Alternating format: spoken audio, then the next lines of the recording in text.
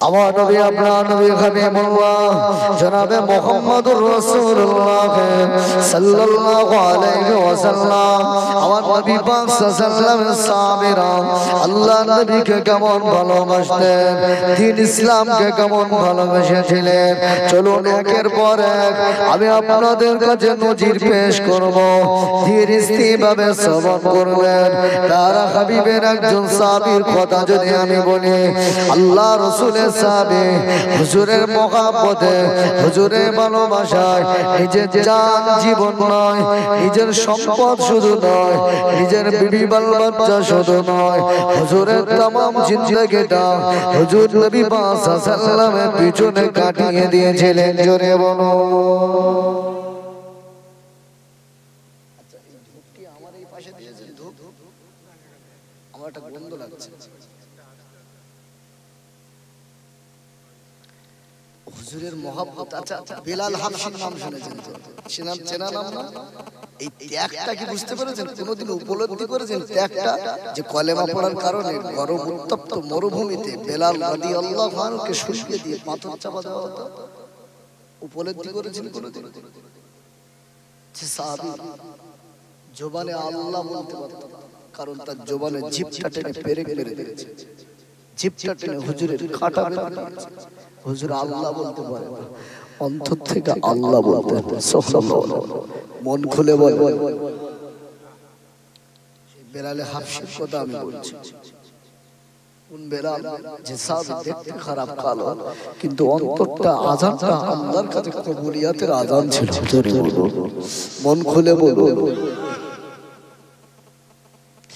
আল্লাহ নবী মক্কা থেকে মদিনায় এলে আল্লাহ নবী সাহাবী বেলাল বলেন, ইয়া রাসূলুল্লাহ হাবিবাল্লাহ, আমি মদিনাতে তো আযান দিতাম। ইয়া রাসূলুল্লাহ হাবিবাল্লাহ, কাবা শরীফে এসেছি, মক্কা শরীফে এসেছি, আযান দেব, কোথায় আযান দেব? আল্লাহ নবী বলেছিলেন, মা বেলাল কাবার সাথে উঠে আযান দাও।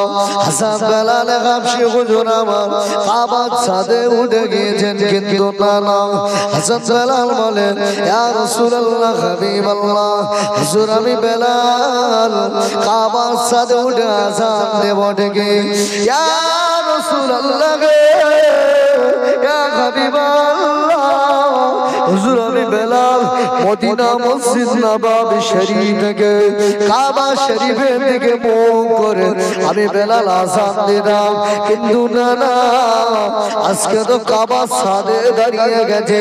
ইয়া রাসূলুল্লাহ, আজকে আমি বেলাল কোন দিকে ফিরে আযান দেব? আমার নবী পাক সাল্লাল্লাহু আলাইহি ওয়াসাল্লাম বলেছিলেন, ও বাবা বেলাল, আজকে আযানটা কোন দিকে দেবে? ফিরে জানো বাবা, আজকে আযানটা আমি রাসূলুল্লাহর দিকে ফিরে দিয়ে দাও। জোরে বলেন না সুবহানাল্লাহ।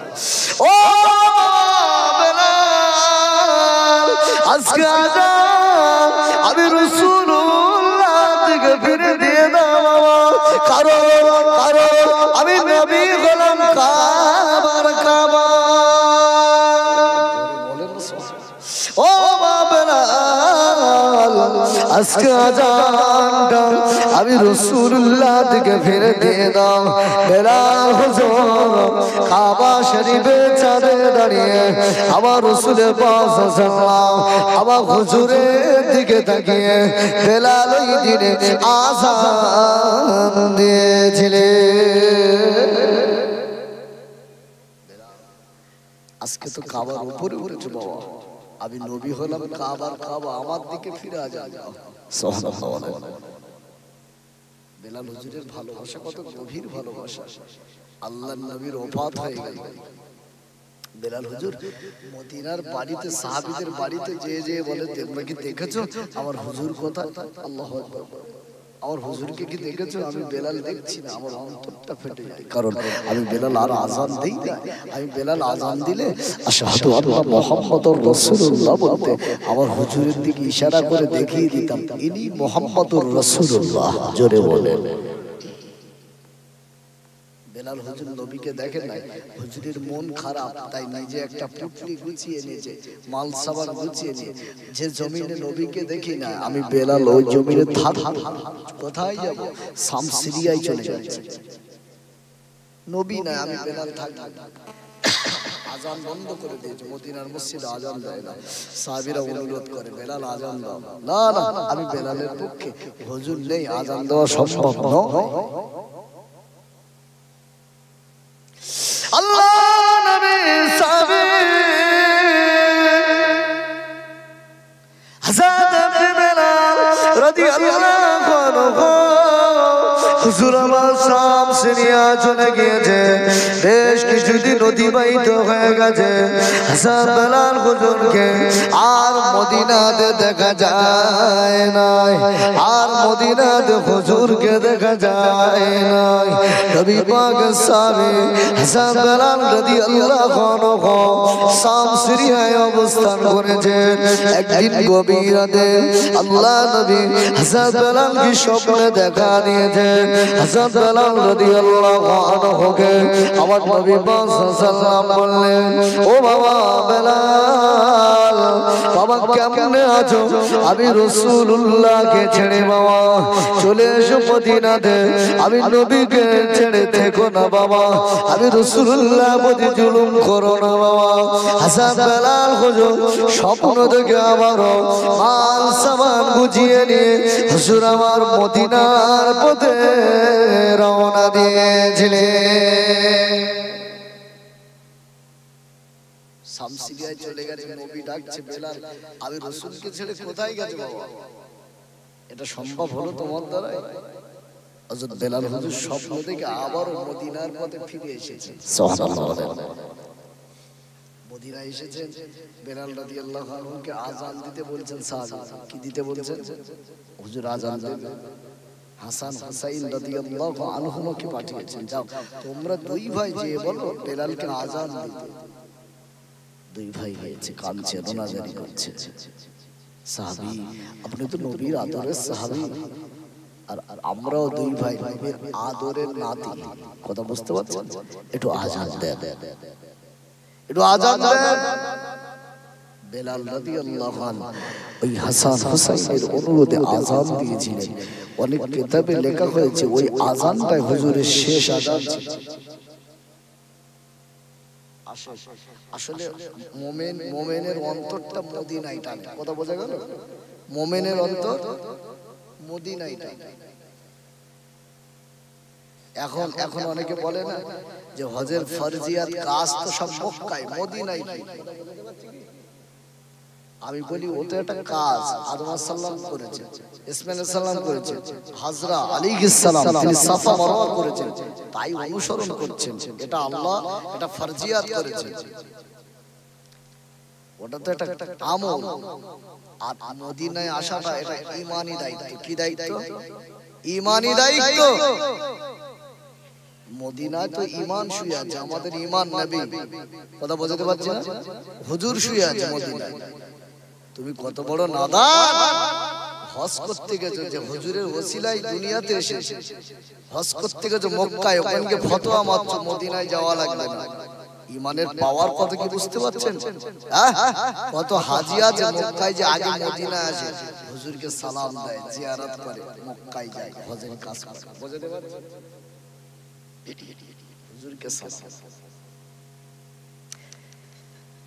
মানে মাস তারিখ হয়ে গেছে, একটা ফেসবুকে ছবি ভাইরাল হয়েছিল। একজন কালো হাফসি দেশের মানুষ মদিনার চৌকাঠে দাঁড়িয়ে রাসূলুল্লাহর রওজা শরীফের দিকে কাঁদতে মানে চেয়ে থাকতে থাকতে দুই চোখ দিয়ে অঝর নয়নে পানি গড়িয়ে যাচ্ছে, চোখ দিয়ে পানি গড়িয়ে যাচ্ছে। কেউ একজন ছবিটা তুলে ছেড়েছে।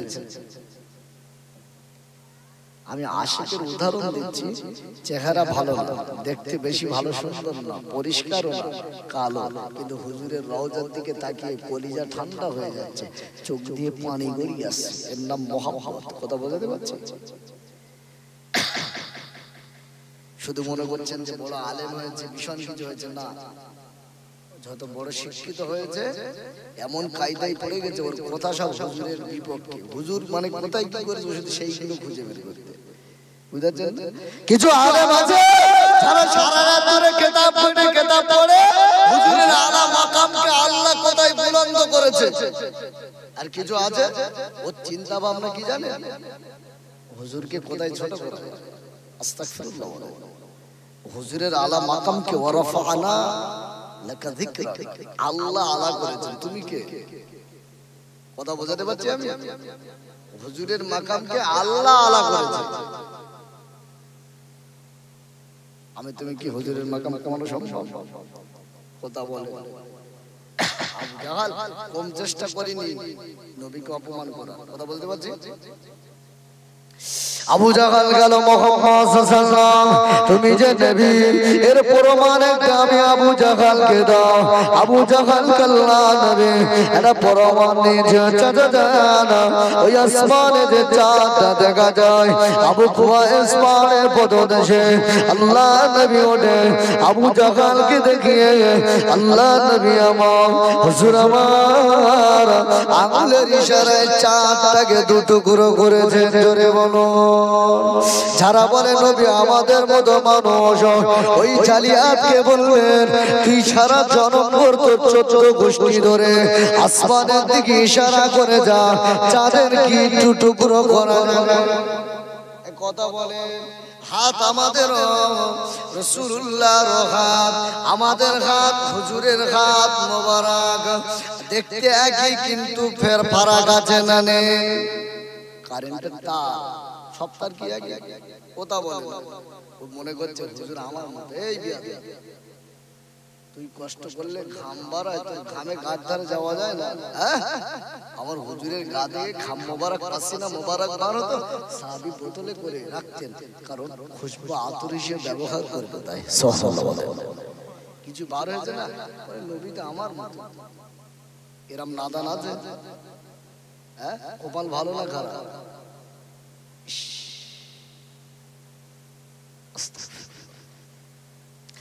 ও যুবকেরা, আবু জাহাল আবার কিছুদিন পরে গিয়েছে মুহাম্মদ সাল্লাল্লাহু আলাইহি ওয়াসাল্লাম, আবার আপনি যে রাসূল নবী তার একটা প্রমাণ দেন। আল্লাহ নবী বলে চাচা যান লক্ষ্য করুন, আমি রৌদ্র ঘাটি হঠাৎ আসমানের এক খণ্ড মেঘ এসে আমার নবী সাল্লাল্লাহু হুজুরকে আসমানের ওই ভাসমান মেঘটা আমার রাসূলুল্লাহকে ছায়া করে ঘুরে যায়। আওয়াজ করে বলা গেল না সুবহানাল্লাহ? ভাসমান মেঘ হুজুরের রৌদ্র বার হয়েছে, মেঘটা ছায়া করে ঘুরে যাচ্ছে আমার হুজুরকে। আল্লাহু আকবার। ও জোয়ারেরা যুবকেরা, আবু জাহাল আবার কিছুদিন পরে হাসি হয়েছে মুহাম্মদ সাল্লাল্লাহু আলাইহি ওয়াসাল্লাম আবারও বলেন আপনি যে নবী, আপনি যে রাসূল, একটা প্রমাণ দেন। আল্লাহ নবী বললেন চাচা যান আমি আর আপনাকে কি প্রমাণ দেব আপনি বলেন। আবু জাহাল বলল মুহাম্মদ সাল্লাল্লাহু আলাইহি ওয়াসাল্লাম আমার হাতের ভিতরে কি আছে এটা যদি বলতে পারো আমি আবু জাহাল নবী হিসাবে মেনে নেব। আল্লাহ নবী বলেছিলেন চাচা যান আপনার হাতের ভিতরে যে জিনিসটা রয়েছে আমি যদি না বলি, ওই হাতের ভিতর থেকে যে আছে সে যদি বলে তাহলে বিশ্বাস হবে। আবু জাহাল অবাক হয়ে গেছে, না না না, আমার হাতের ভিতরে কোনো প্রাণী নাই, আমার হাতের ভিতরে 3000 অর্থাৎ পাথর আছে। এই পাথরটা কথা বলতে পারে না, পাথর কথা বলা সম্ভব নয়। মুহাম্মদ সাল্লাল্লাহু আলাইহি ওয়াসাল্লাম আপনি বলা ওই ব্যক্তি, আপনি তো জবানে বলতে পারেন হাতে পাথর রয়েছে, কিন্তু না না, ওই পাথরটা যদি বলে নবী তাহলে বিশ্বাস করা আরো সহজ হবে। আবু জাহাল হাতে পাথর নিয়ে আল্লাহ নবী ইশারা করেছিলেন হাতের ভিতরে থাকা পাথর আমি কে একবার জবান খুলে আমি রাসূলুল্লাহ সাক্ষ্য দিয়ে দে। দেখতে পাওয়া গেল আবু জাহালের ভিতরে থাকা পাথরটা জবান খুলে আল্লাহ নবীর নবুয়তের সাক্ষ্য দিয়েছিলেন। জোরে বলেন না সুবহানাল্লাহ। ও কি মেনেছিল যে রাসূল কথা বলেন? আবু জাহাল কি মেনেছিল মুহাম্মদ সাল্লাল্লাহু আলাইহি ওয়াসাল্লাম হুজুরকে? ও জানতো, কিন্তু গদির টানে মানসিক জীবন মানতে পারে। ও বুঝতো যে হ্যাঁ মুহাম্মদ সাল্লাল্লাহু আলাইহি ওয়াসাল্লাম পরিচিত নবী রাসূল। মানুষে কি বলবে? আবু তালেব নবীর চাচা, ঠিক ওই কন্ডিশন ইন্তেকালের সময় যে বলছে এরা তুমি বাপ দাদার ধর্ম ত্যাগ করলে নাকি? না না আমি ঠিক আছি। কথা বুঝতে পারছেন? আল্লাহ আকবার। আশিকের মহব্বত এমন একটা বিষয়, দলিল ছাড়া অনেক কাজ করে। যেমন আমি আপনাকে যদি একটা উদাহরণ দেই, আপনি বুখারী, মুসলিম, তিরমিজি, আবু দাউদ, ইবনে মাজাহ, নাসাই, আপনি কোন কিতাবের ভিতরে আপনি দেখাতে পারবেন না যে হুজুর বলেছে সাহাবী আমি থুতু ফেললে ওই থুতুটা গায়ে মেখে নেব। আমি কথা বোঝাতে পারছি কি না? কিন্তু সাহাবীর দলিল লাগে, হুজুর থুতু ফেলবেন, থুতুটা গায়ে মুখে মেখে নিতেন। সুবহানাল্লাহ। মন খুলে বলেন, এটা কি দলিল? আশিক মহব্বত হুজুরের সামনে সাহাবী, কথা বুঝতে পারছেন না? ভালোবাসা,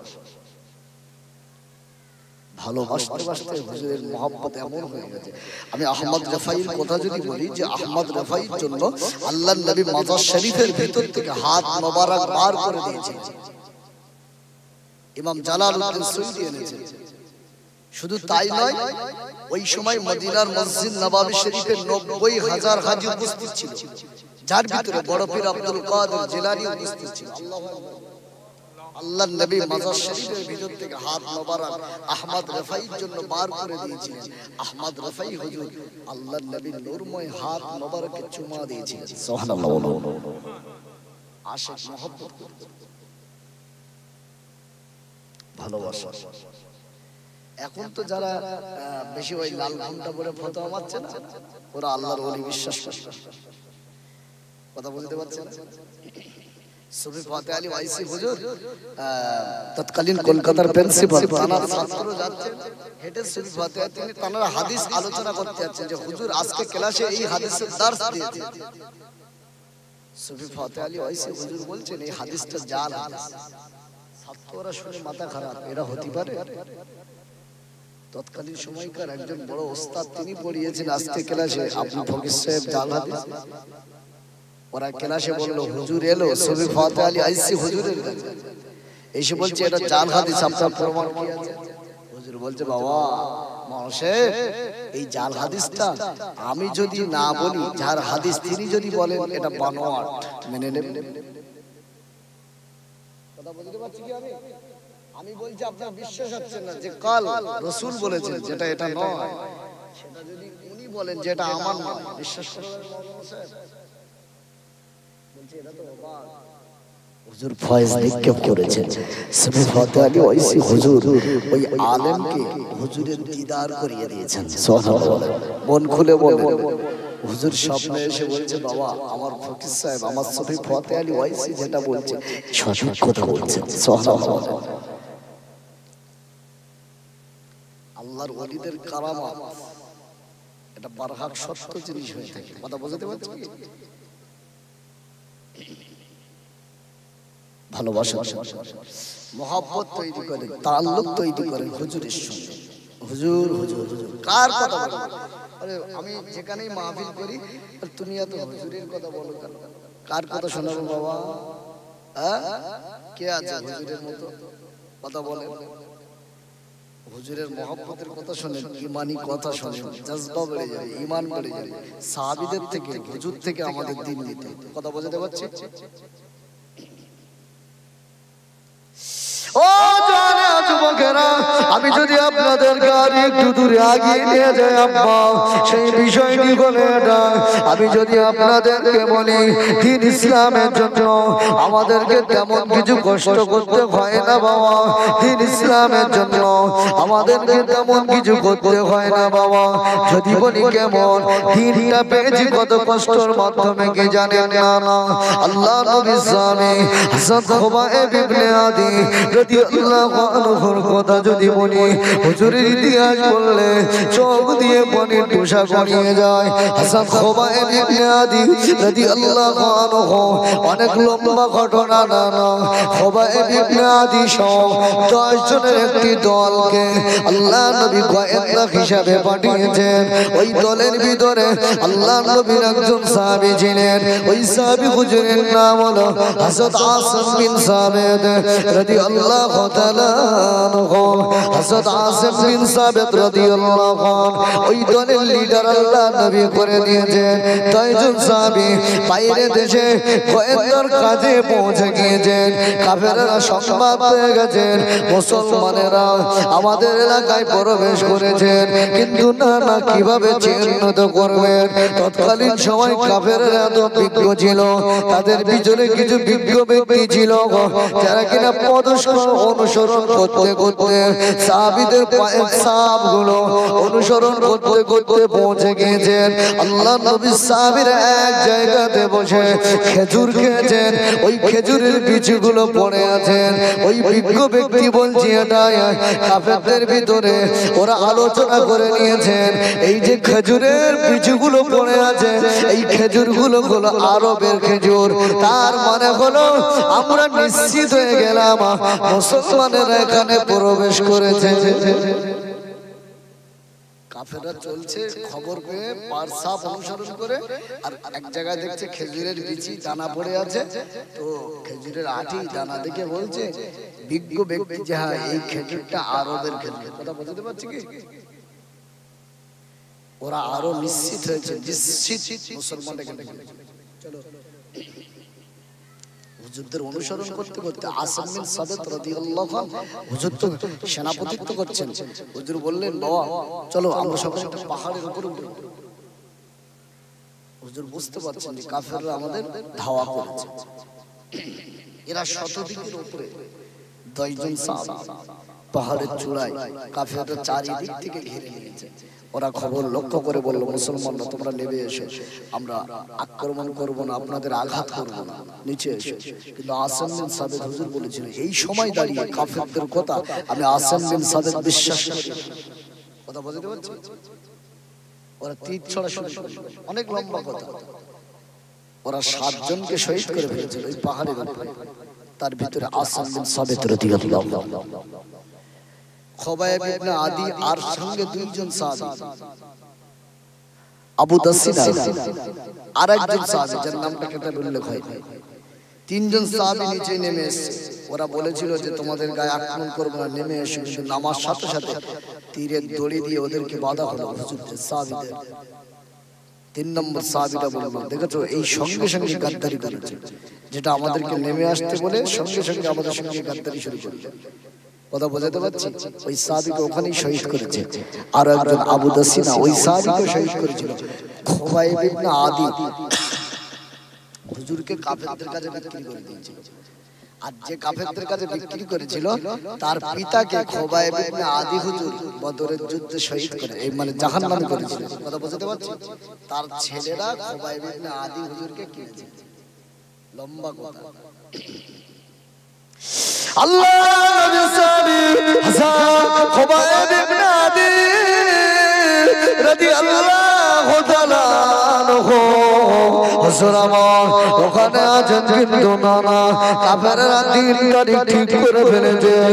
আল্লাহ নবী সাহাবী হযরত খুবাইব ইবনে আদি রাদিয়াল্লাহু তাআলা আনহুকে ওরা শহীদ করে দেবেন। খুবাইব ইবনে আদি রাদিয়াল্লাহু তাআলা আনহু হুজুরকে শহীদ করে দেবেন। একটা ময়দানে নিয়ে যাওয়া হলো, শুল তৈরি করা হলো, হুজুরকে শুলে চড়িয়ে দেওয়া হবে। আমি যদি শুলের বিবরণটা আপনাদেরকে বলি, ও মুরব্বি আপনারা একটাবার উপলব্ধি করো বাবা, একটাবার উপলব্ধি করো বাবা, একটাবার বাবা চিন্তা করো। শুলটা হলো যার 2 দিকে হলো ধারালো, মাথাটা হলো সুচালো, আর বাকি সাইডটা এমন করে চওড়া হয়ে নেমে এসেছে। পায়খানা রাস্তায় বসিয়ে দিয়ে সাহাবীদেরকে চেপে দেওয়া হতো। সাহাবীরা শরীরটা ছিঁড়ে অস্ত্র পাচার হয়ে যেত, শরীরটা ছিঁড়ে যেত। কি কষ্ট, কি বেদনা, কি জ্বালা, কি যন্ত্রণা না আল্লাহ নবী সাহাবী হাসান খুবাইব ইবনে আদি রাদিয়াল্লাহু আনহুকে শুলে চড়িয়ে দেবেন সকল কাফেররা মজা নেন আল্লাহ নবী সাহাবীর শাহাদাত দেখার জন্য কাফেররা ভিড় করে ফেলেছেন আল্লাহ নবী সাহাবী হাসান খুবাইব ইবনে আদি রাদিয়াল্লাহু তাআলা আনহু হুজুর বলেছিলেন এই ইহুদিরা শুনে রাখো আমি খুবাইব ইবনে আদি শেষ ইচ্ছা তেমন কিছু নয় আমি খুবাইব ইবনে আদিকে কি 2 রাকাত নামাজ পড়ার সুযোগ দেওয়া হবে আমি খুবাইব ইবনে আদিকে কি শেষ সময় শহীদ করার জন্য হুজুরকে নিয়ে যাচ্ছেন হুজুর দাবি করছেন কি আমাকে কি 2 রাকাত নামাজ পড়ার সুযোগ দেওয়া যাবে আল্লাহু আকবার শেষ সময় কাফেররা আল্লাহ নবী সাহাবী হযরত খুবাইব ইবনে আদি রাদিয়াল্লাহু তাআলা আনহু হুজুরকে 2 রাকাত নামাজ পড়ার সুযোগ দিয়েছিলেন নবী পাকের সাহাবী হযরত খুবাইব ইবনে আদি রাদিয়াল্লাহু তাআলা আনহু হুজুর আমার 2 রাকাত নামাজটা তড়িঘড়ি শেষ করেছিলেন কারণ হুজুর বলেছিলেন আমি খুবাইব ইবনে আদি যদি নামাজটা এই সময় লম্বা করে দেই ইহুদিরা বলবে দেখো দেখো খুবাইব ইবনে আদি মরণের ভয়ে নামাজ লম্বা করে দিয়েছে না না না মুসলমান মরণের ভয় করে না দিন ইসলামের জন্য মুসলমানের জানটা দিতে তারা পিছপা হয় না আল্লাহ নবী সাহাবী হযরত খুবাইব ইবনে আদি রাদিয়াল্লাহু আনহু হুজুরকে ওরা শহীদ করে দিয়েছে হুজুরের লাশ মোবারকটা ওরা গাছের সঙ্গে পা দুটো করে দিয়ে মাথাটা নিচের দিকে টাঙিয়ে দিয়েছে আল্লাহ নবী আমার মদিনা মসজিদ নববী শরীফে আমার নবী সাল্লাল্লাহু বসা আমার নবী সাল্লাল্লাহু বললেন ও বাবা সাহাবীরা তোমরা কি জানো বাবা আমার সাহাবী খুবাইব ইবনে আদিকে কাফেররা শহীদ করে দিয়েছে ও বাবা সাহাবীরা তোমাদের ভিতরে কেউ কি আছো বাবা আমার সাহাবী খুবাইব ইবনে আদির লাশটাকে আমি রাসূলুল্লাহর কাছে এনে দেবে তোমরা কেউ আছো আমার সাহাবী খুবাইব ইবনে আদির লাশটা আমি রাসূলুল্লাহর কাছে এনে দেবে দুইজন সাহাবী জুবাইর ইবনে আওম আর একজন সাহাবী প্রস্তুতি নিচ্ছেন খুবাইব ইবনে আদি হুজুরের লাশ মোবারক আনতে কাফেররা পাহারা দিচ্ছে কথা বলতে পারছেন শত শত কাফের পাহারা দিচ্ছে হুজুররা গোপনে পৌঁছে গিয়ে যেটাকে কিন্তু দেখছেন কাফেররা পাহারা দিচ্ছে লাশ টাঙানো আছে অসম্ভব বলে মনে হচ্ছে ভাবছেন যে আল্লাহ কি করি কি হয় দেখতে পাওয়া গেল হঠাৎ কাফেররা যেন অচেতন মতো হয়ে গেছে সুবহানাল্লাহ বলেন মন খুলে বলেন তাকবীর দেন নারে তাকবীর আওয়াজ করে বলেন নারে তাকবীর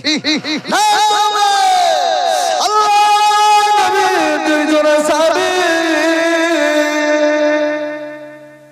লাশ মোবারক দাঁড়িয়ে এনিমেন্ট টাইমে ওদের পিঠে উঠে পড়েছে ওটা চলতে শুরু করে কাফেররা হঠাৎ লক্ষ্য করে দেখেন খুবাইবের লাশ নাই ওরা পিছনে ধাওয়া করেছে কি হবে কোথায় যায় হুজুরের লাশটা ফেলে দিয়েছে মাটিতে রেখে দিয়েছে দেখতে পাওয়া গেল খুবাইব ইবনে আদি হুজুরের লাশটা জমিন ফাঁকা হয়ে গিয়ে জমিন হুজুরের লাশটা ঢেকে দিয়েছে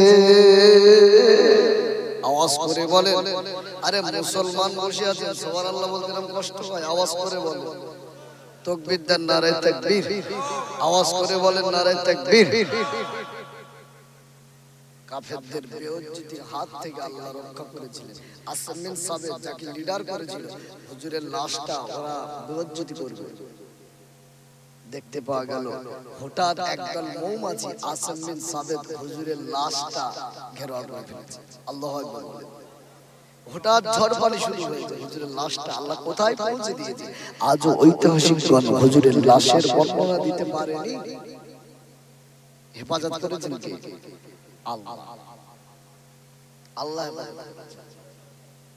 আমি এই যে বলে আসছি দ্বীন ইসলামের জন্য ত্যাগ, আমি কি কথা বোঝাতে পারছি? আচ্ছা, শুধু কথা দিয়ে ত্যাগ, জীবন দিয়ে ত্যাগ, মাল দিয়ে ত্যাগ করার প্রয়োজন আছে না? কথা বলুন বাবু, কেউ উঠবেন না,